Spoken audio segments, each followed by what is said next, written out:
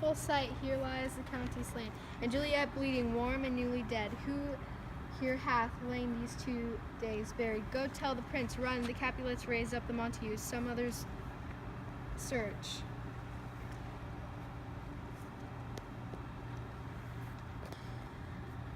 We see the ground whereon these whose woes do lie, but the true ground all these hideous woes we cannot without circumstances describe. Here's second watchman. Here's Romeo's man. We found him in the churchyard. Hold him in safety till the prince come hither.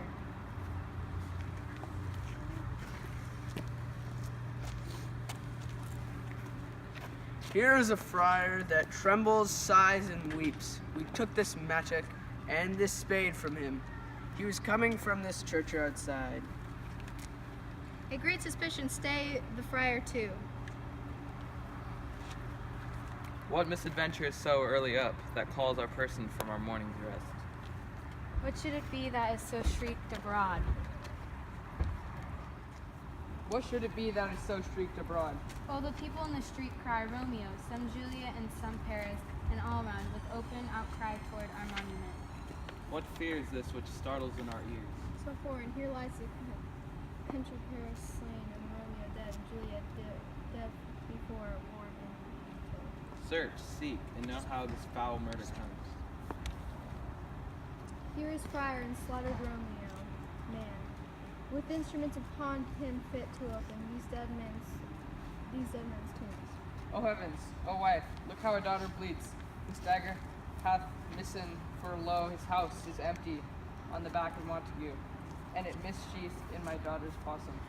Oh me, this sight of death is as the bell that warns my old age to a scapular. Come, Montague, for thou art early up to see thy son and heir now early down.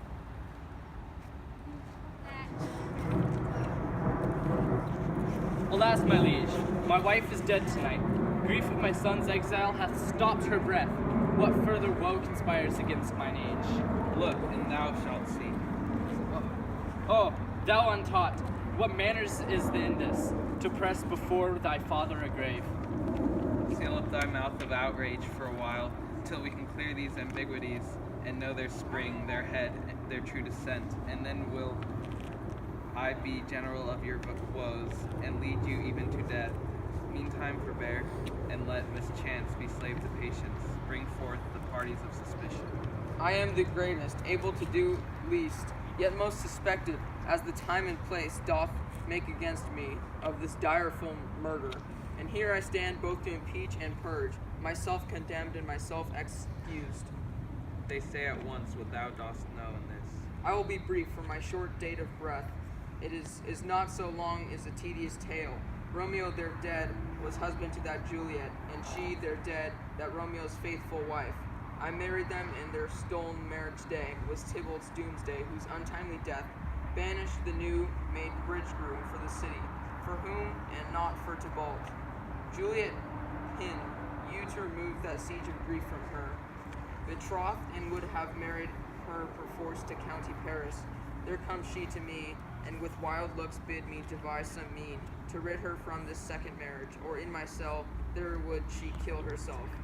Then I gave her, so tutored by my art, a sleeping potion which so took effect as I intended, for it wrought on her the form of death.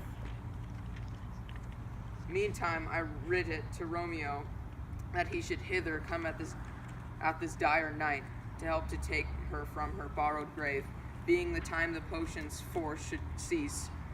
But he which bore my letter, Friar John, was stayed by accident, and yesternight returned my letter back. Then all alone, as the prefixed hour of her walking, came I take her from her kindred's vault, meaning to keep her closely at my cell, till I conveniently could send to Romeo. But when I came, some minute ere the time of her awakening, here untimely lay the noble Paris and true Romeo dead. She wakes, and I entreated her come forth, and bear this work of heaven with patience. But then a noise did scare me from the tomb, and she, too desperate, would not go with me, but as it seems now, did violence on herself. All this I know, and to the marriage her nurse is privy. And if aught in this miscarried by my fault, let my old life be sacrificed some hour before this time unto the rigor of severest law. We still have known thee for a holy man.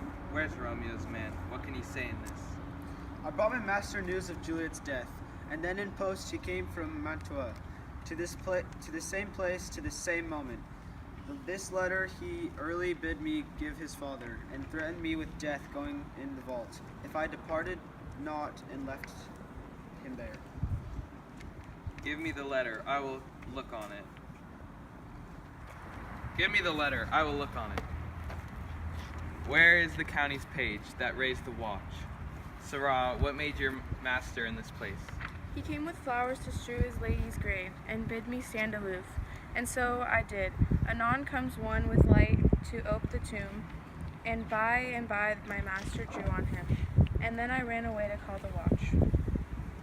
This letter doth make good the friar's words, their course of love, the tidings of her death.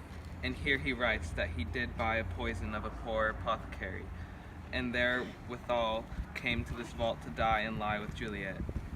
Where be these enemies? Capulet, Montague, see what a scourge is laid upon your hate, that heaven finds means to kill your joys with love, and I, for winking at your discords, too, have lost the brace of kinsmen. All are punished. Oh, brother Montague, give me thy hand. This is my daughter's shoulder, for no more can I demand. But I can give thee more, for I will raise her statue in pure gold. That whilst Verona by that name is known, there shall no figure at such rate be set as that of true faithful Juliet. As which shall Romeo's by his ladies lie, for sacrifices for our enmity. A glooming peace this morning with it brings. The sun, for sorrow, will not show his head. Go hence, to have more talk of these sad things. Some shall be pardoned, and some punished. For never was a story of more woe than this of Juliet and her Romeo.